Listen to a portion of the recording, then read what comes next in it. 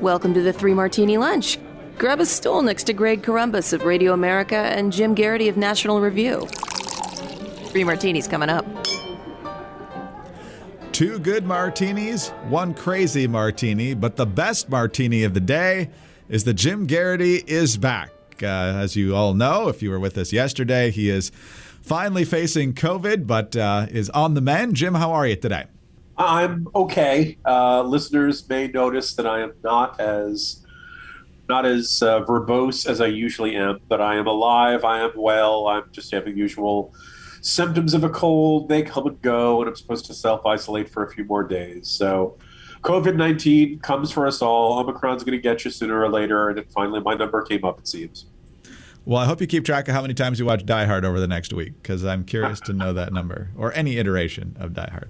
Anyway, let's get to our first official good martini. And Jim, longtime listeners to the podcast will also know when evil people get wiped out, that is always going to be a good martini on this podcast. And so today it's Abu Ibrahim al-Hashimi al-Qurayshi, who is the head of ISIS. There was a U.S. Special Forces raid in Syria. The White House confirming it, President Biden with a statement this morning, and here is a piece of that. Our forces carried out the operation with their signature preparation and precision, and I directed the Department of Defense to take every precaution possible to minimize civilian casualties. Knowing that this terrorist had chosen to surround himself with families, including children, we made a choice to pursue a special forces raid at a much greater risk to our own people, rather than targeting him with an airstrike. We made this choice to minimize civilian casualties. Our team is still compiling the report, but we do know that as our troops approached to capture the terrorist, in a final act of desperate cowardness, he, with no regard to the lives of his own family or others in the building, he chose to blow himself up, not just with the vest, but to blow up that third floor, rather than face justice for the crimes he has committed, taking several members of his family with him, just as his predecessor did. I'm grateful for the immense courage and skill and determination of our U.S. forces, who skillfully executed this incredibly challenging mission. So, Jim, obviously the big good news is that al-Qurayshi is dead. Anytime we can decimate ISIS more and more, destabilize them, throw them into confusion, that's great. Awesome job by our special forces. There is a question in my mind about how much we should put our own people at risk to save even civilians at that point. But fortunately, it looks like our guys were not harmed, and the civilians were only harmed because of the cowardice of the terrorist himself. Indeed, Greg. I think that any day the headline is ISIS leader killed, it is a good one. That's why it's the good martini today. I do think it's safe to say that Americans have not been thinking about ISIS all that much. Probably haven't been thinking about ISIS much since al-Baghdadi was killed during the closing years of the Trump era. The first sign that Abu Ibrahim al-Hashimi al-Qurayshi is not quite the leader or figure that al-Baghdadi is that my guess is before yesterday, most Americans had never heard of Abu Ibrahim al-Hashimi al-Qurayshi. You think for ISIS, this is basically like moving from Joe Gibbs to Richie Pettibone back in the 1990s, with the Washington Redskins. You have this legendary leader, and then the next guy who steps in just can't quite do the same job. In fact, I was kind of surprised. Apparently, al-Qurayshi really did not issue many big statements or video things or any of the kind of the bin Laden playbook we're used to seeing here. I was kind of struck by this account in the Associated Press report, Greg, that said, quote, U.S. officials said al-Qurayshi never left his third-floor apartment where he lived with his family except to bathe on the building's roof. Greg, I think we got to hand it to him. His quarantine game is fantastic. Not anymore. Yeah, well, I was going to say, it doesn't do that good. Yeah, he still got a skin condition from the explosives. Communicated only through couriers, directly overseeing the group's operations in Syria, including last month's assault and an attack on the prison. I mean, all in all, look, we don't worry about ISIS as much as we used to, and this is a good sign that we will probably not have to worry about ISIS. Still a lot of dangerous forces in this world, still a lot of terrorists in this world. But the world is a slightly safer place because of this, and our thanks go to the forces who carried out this strike and eliminated the threat. Absolutely right. Now, Jim, you mentioned the transition from Joe Gibbs to Richie Pettibone for the Washington Redskins in the early 90s, which did not go well for the franchise. And really nothing has gone well for them since then, with the very brief meteoric rise of RG3, and then he blew out his knee, and that was that. But now they're the Washington Commanders, Jim. Some call them the Commandos. Some call them the Commies, which, a lot of commies in Washington. But most people think it's a terrible decision. So once again, Dan Snyder strikes marketing gold here. So what do you make of the just twisting and turning and flopping of our local NFL franchise here? I thought I was going to be original, but apparently I've already seen people who intend to find a way to create a burgundy and gold version of the Cobra Commander outfit from the G.I. Joe cartoon of the 1980s. That will be the commander. Or if not, they can get Jonathan Frakes as the special guest announcer or something and have Commander William Riker be the commander who announces the introduction of the team. The same way that Pat Sajak used to introduce the Washington Capitals. Because we have some really odd celebrities in here in Washington. It's not the usual big Hollywood stars. Not L.A. You get the Leonardo DiCaprio's and all that. I suppose this is an inoffensive team. I'm sure some group is out there getting ready to protest that it's too militaristic or something like that. Never mind, of course, the point of sports teams generally is to pick something that's tough and threatening and menacing that's going to strike fear in the opponent's hearts. I'd say nobody wants to fight. No one wants to play the Sparrows. But then we live in a world in which you see Santa Cruz that has the banana slugs. Yes. Right. And if you're really trying to strike fear in terms of the opponent's name, wouldn't we all agree that the Richmond Spiders are actually the most frightening thing in the world? Some would certainly say that. I've enjoyed watching the public tear this limb from limb. I think my favorite reaction so far has been Washington Commanders sounds like the name you would give the Washington football team in a movie where you couldn't get the rights to use their actual name. Yeah, what was it? The Keanu Reeves movie, which ironically was based on the '87 strike when they used scab players. Weren't they the Washington Sentinels? Yes, very good. And in light of that, isn't Washington Sentinels actually a better name? Yes, it is. To say nothing of having, Gene Hackman as the coach, who, he seemed like the kind of guy who'd make a good coach. So. Yeah, he's a good coach for high school basketball and scabs for professional football. So yes. Other people are upset that you can't get a lot of good chants out of a 3-syllable mascot. But if that's the biggest problem the Redskins have, which I assure you it's not, we'll see how things go from here. But if it was meant to... Manders. If you turn Manders into one, instead of you take out the. Hail to Commander. And they're going to change the name anyway. But that's the, Oh, my gosh. I'm trying to save my voice, and I've ended up singing on this podcast already. We'll take a break, sip that tea with lemon while I talk about all the phenomenal products that anybody can get for their bedroom when it comes to dealing with COVID or just getting a great night's sleep any other time. And that's MyPillow, fantastic pillows. Also fantastic sheets, the Giza Dream Sheets.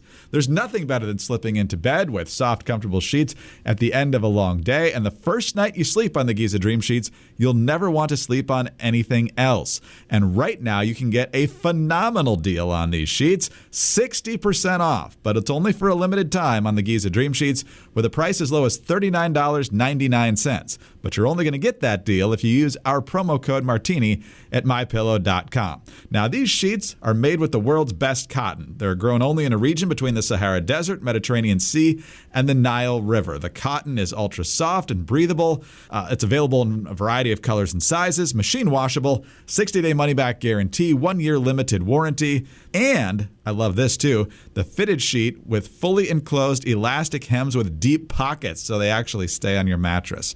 What's not to love, especially with this price? Save 60% now with the Giza Dream Sheets flash sale. Go to mypillow.com, click on the radio listener square, and use the promo code Martini at checkout. Or call 800-874-0104 to get the Giza Dream Sheets for as low as $39.99. You'll also find deep discounts on all MyPillow products, including the MyPillow mattress topper, MyPillow towel sets, and so much more.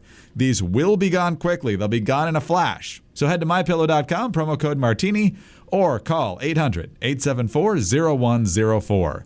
Sleep better with mypillow.com. All right, Jim, on to yet another good martini. And this is courtesy of folks in New York City who have decided, hey, you know what? I don't want our elections potentially decided by people who aren't even citizens of the country. You'll remember we talked, I guess, a couple of weeks ago now about how the New York City Council decided to allow non-citizens to vote in local elections. The incoming mayor, Eric Adams, initially said he didn't like that, and then he ultimately caved and said, yeah, the council and we came to an understanding. There were a couple things I wasn't hugely in favor of, but in the end, it wasn't worth a veto, so we're going to go forward with this. 2 thumbs up from me. Well, we are now finding out that there's a lawsuit. Breitbart reporting that 4 black Americans and New York City residents named Phyllis Coachman, DeRoy Murdoch, who at least used to, I think maybe still does write for National Review, Catherine James, and Anthony Gilhise have filed suit with the help of the Public Interest Legal Foundation. And if you follow election-related legal matters, J. Christian Adams, I believe, is the head of the Public Interest Legal Foundation. Their lawsuit accuses the city's Board of Elections of violating the 15th Amendment by imposing a, quote, racially discriminatory policy that is set to drastically dilute the voting power of American citizens in New York City and specifically of black Americans. The lawsuit states in part the New York City Council was aware of the discriminatory impact that the Foreign Citizen Voting Bill would have on the voting strength of black voters. These concerns were raised by council members. Despite this discriminatory impact and knowledge that the New York City Council was without legal authority to grant foreign citizens the right to vote, the council moved forward and passed the bill. So, Jim, I don't know how this is going to work in the legal system. Obviously, on a federal level, they would win. But local elections, they might have the ability to do this despite how stupid it is. But what do you make of at least the effort to give the right to vote only to citizens? You know, Greg, there have been small localities that would allow 17-year-olds to vote in primary elections if they were going to be 18 by the election day. And we can argue about that. I think most people would say it's not going to have a very big effect on the election. But in this case, New York City is talking about 1 million foreign nationals having the right to vote. And they've, according to the numbers from the Public Interest Legal Foundation, you're talking about 488,000 Latinos or Hispanics and about 343,000 Asians. If you are a U.S. citizen of any color in New York City, you might say, hey, wait a second, why is my vote now counting for less? Because the city's decided these folks who are not, eligible to vote in U.S. federal elections, the city has decided, nope, they're swell. We want to give them the right to vote at all. And this is watering down the benefits of citizenship. This is watering down what it means to be a citizen. This is basically saying that if you want to have a say in how the city is run, all you have to do is show up. It does not matter if you are citizen, green card holder, or an illegal immigrant. It doesn't matter. We're not going to draw any distinctions. All you need to have is residency. And that's very, I think is an extremely unpopular point. You've seen folks who are not usually hard right types, like the Bulwark, make this argument. I'm glad to see this lawsuit work for it. If nothing else, it should be worthwhile to see the city defending itself in court, saying, "Oh yes, no, we think it is worthwhile to, make the vote of U.S. citizens less, and to offer a vote to illegal immigrants. Let's make them defend this in court and see how this goes." Yeah, and hopefully the common sense wins here, like you said. The thing that Eric Adams was hung up on, and I think everybody should be hung up on that, in addition to the fact that only citizens should be voting, is you only have to be there for 30 days, Jim. You could be on an extended vacation and end up being able to vote in a local New York City election. That's just insane. Technically, I imagine all of the staffers for every embassy at the United Nations would be allowed to vote then, right? Why not? They live in the city, right? Assuming they live in the city and they don't commute in from the suburbs or something like that, then they technically qualify under this. They are, because you can't say, oh, well, they can't, those representatives from Russia or China or North Korea can't vote in city elections because they're not citizens, because you've eliminated the citizenship requirement. So good to know. All these, foreign countries will will be able to say, maybe they'll vote to keep the policies in place where they no longer, pay parking tickets. They've totally thought this through. It's obvious that they really, really thought this through. All right, Jim, on to our crazy martini now. And while you were out yesterday, Chad Benson and I talked about what was then the breaking news that Jeff Zucker was out as the head of CNN. His official explanation was that He began an affair with a subordinate, although a high-ranking executive at CNN, Alison Gollust, who he also worked with over at NBC. And so because he didn't report that in a timely fashion, as is the CNN policy, well, he had no choice but to resign. That immediately made a lot of people hold their nose because that doesn't pass the smell test for a number of reasons.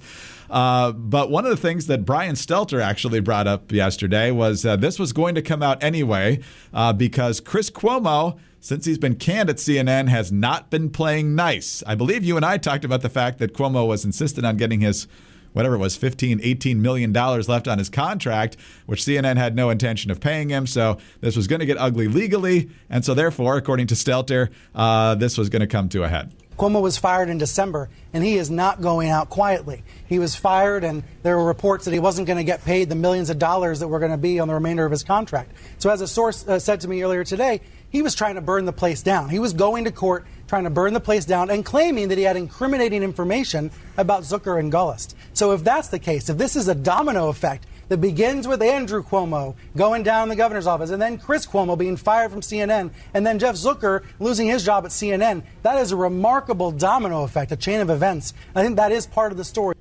And of course, the woman that Zucker was involved with used to be the communications director for then Governor Cuomo. So, Jim, I think if you wrote a screenplay like this, that you get rejected for being not realistic enough, all the different tentacles here. You devoted a lot of the morning jolt to the soap opera at CNN today. What are your big takeaways? Well, I feel like a whole bunch of seemingly inexplicable decisions on the part of Jeff Zucker over the past couple of years suddenly make more sense in this context. And the funny thing is, this was always staring us in the face. On Gollust's biography right there on the CNN website, quote, prior to joining CNN, Gollust served as communications director for New York State Governor Andrew Cuomo. Oh, I mean, we always knew, okay, Chris Cuomo is brothers with the governor. They started doing their chatting with brother shtick during the early days of the pandemic. The network loved it. The network turned into a regular feature of its primetime programming. But we were always like, okay, so why is everybody else at CNN okay with what appears to be a rather glaring conflict of interest? And okay, because there's an even bigger conflict of interest going on in that Zucker's special friend was still plugged in with the Andrew Cuomo network, right? I mean, quite literally, the governor's former communications director was in bed with the network president. That's a really good way to make sure that the network and the governor saw their interests as being aligned, right? And so, when you're like, oh, how did Chris Cuomo get away with, having this conflict of interest and trying to consult with his brother on the sexual harassment allegations and stuff? Well, Radar Online says that, is quoting a CNN insider who says, Chris had initially escaped punishment for his role in advising his brother over the scandal because of Gollust's influence on Zucker and her own connections to the Cuomo machine. Ultimately, the Cuomo machine and CNN were, symbiotic. They were interchangeable, very blurry lines. It was very hard to tell where the Cuomo machine stopped and where CNN began. And obviously, that's more likely to generate a CNN president getting canned immediately. Because a consensual relationship with subordinate, particularly after both of them are divorced, we may approve it, we may not approve it. Most of the time, human resources are going to say, okay, we need to put you in a position where you're no longer directly, you no longer have direct authority over your person you're involved with. And lots of companies, people get involved with coworkers all the time, and they, generally try to manage it. This sort of, no, you got to go immediately, indicates that there's something else going on. I think what we can now see is that the relationship with Gollust caused Zucker to be just, ludicrously compromised in his dealings with the Cuomos, both Andrew and Chris. And now you start wondering, okay, when Don Lemon has this ludicrous conflict of interest and that he's called up Jussie Smollett and told him he was under investigation by the cops. You look at Jim Acosta and his prima donna, playing the victim card. You look at bringing back Jeffrey Toobin. How many people at CNN knew about the boss's special friend on the side and could use that as leverage in any conflicts with Zucker? We don't know this for certain, but all of a sudden this very sordid and twisted situation here suddenly makes a lot more sense. I'm going to close on one unexpected note. People have already given me a little bit of grief for this. Greg, listeners to this podcast, you and I will make fun of Brian Stelter all day long and twice on Sundays. He absolutely deserves almost all the grief he's getting, but I'm just going to observe. I've seen a couple people like over the Daily Mail saying, Why didn't Brian Stelter, the CNN media reporter, report on this, huh? Okay, what is he? What good is he? And I'm sitting there thinking, well, I'm not surprised that Brian Stelter did not go on air with this earth-shaking exclusive. My boss is banging the executive vice president of CNN. I'll have more on this in a little bit. Oh, what's that? I've been fired. Okay. Yeah, that's an awkward story too. But it seems like it was an open secret. In fact, I think one thing that he's going to get called out on, I don't know if this will end up in any legal matters with former spouses and so forth, but he claims that it only turned into a physical relationship after the start of the pandemic, whereas you've got folks like Katie Couric saying this was going on back when they were both working at NBC long before the pandemic was around. And so I don't know why he's trying to parse that timeline, but that could end up blowing up in his face as well. Chad was suggesting yesterday that Zucker knew that without Trump, his ratings were in the toilet and they probably weren't coming back, so he figured this was the quickest way to get out. But that was before we knew about the Cuomo situation, the Chris Cuomo situation, so a little bit more tangled than we originally thought, I guess. Yeah, just generally, yes, CNN ratings are down. I think it is, but Greg, I hope we don't have a news environment that's similar to 2020 with the pandemic coming along and disrupting our lives. Yes, Trump was always good for CNN's ratings. And one of the things I noted in the Jolt is that Zucker and Trump always had this symbiotic relationship. Zucker was in charge of NBC back when Trump was doing The Apprentice, right? And Jeff Zucker, certainly loved giving Trump the, gavel to gavel complete coverage of Trump in the early days of the Republican primary, I think because he thought Trump would be the easiest opponent for Hillary Clinton to defeat. Surprise, didn't work out that way. But I think you look at what CNN used to be and you look at what CNN is now, where, Jim Acosta calls Virginia a Soviet-style police state and stuff like that used to be Keith Olbermann and MSNBC. That used to be, the MSNBC crazy shtick. And CNN, you and I might have had, beefs with it and stuff. But by and large, Wolf Blitzer, Jake Tapper, although he certainly generates his own moments of frustration. By and large, CNN was good as a fire alarm television, right? Something was blowing up overseas. You wanted to tune into CNN. They had the best international coverage, things like that. It's not that network anymore. It's become a much more partisan network, and it seems to have elevated and spotlighted some of the most ridiculous personalities. Chris Cuomo, Don Lemon, Acosta, and bringing back Jeffrey Toobin. Like, you got to look far and wide to find anybody who's like, oh, that's a great job. Yeah. We really missed him. Right? So there are all these weird decisions, and hopefully Zucker's departure will give them a chance to hit a reset button and re-identify themselves, figure out what they want to do as a news network and who they are, because I think Zucker has been terrible for them, but it's not so clear that people inside that building see it the same way. Well, don't let Jeff Zucker spoil a good name, because remember, Jerry and David Zucker gave us Airplane and The Naked Gun. So, go watch those if you need to. They're the good Zuckers. Yes, exactly. I'm going to get you, Zucker. Anyway, Jim, glad to have you back. Hope you keep feeling better, and hopefully we'll talk again tomorrow. See you then. So far, so good. See you tomorrow, Greg. Jim Garrity, National Review. I'm Greg Corombos of Radio America. Thanks for being with us today. Do subscribe to the podcast if you don't already. Tell your friends about us as well. Thank you very much for your kind reviews and your 5-star ratings. Those definitely help us out.